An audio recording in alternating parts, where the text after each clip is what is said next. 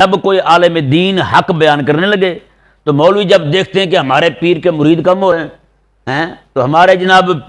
مولویوں کے پاس بیٹھنے والے لوگوں کی کمی ہو رہی ہے تو وہ بھی حق کے دشمن بن جاتے ہیں، حق کے دشمن بن جاتے ہیں، وہ حق کا انکار شروع کر دو، نہیں نہیں ایسا تو ہے ہی نہیں بھائی، ایسے تو ہے ہی نہیں، پتہ نہیں کہاں سے مار رہا ہے۔ پتہ سب ہوتا ہے ان منافقوں کو یہودیوں کی طرح، پتہ ہوتا ہے انہیں کہ حق کہہ رہا ہے، پتہ ہوتا ہے انہیں جو بیان کر رہا ہے رب تعالیٰ کا قرآن ہے، پتہ ہوتا ہے انہیں جو بیان ہو رہا ہے وہ رسول اللہ کا فرمان ہے، لیکن باوجود اس کے کہ تعصب جو ہے نا وہ جب کسی میں آ جائے، میرے آقا علیہ السلام فرماتے ہیں جو بندہ تعصب کی وجہ سے لڑا ہے وہ لڑائی بھی باہمی ہو،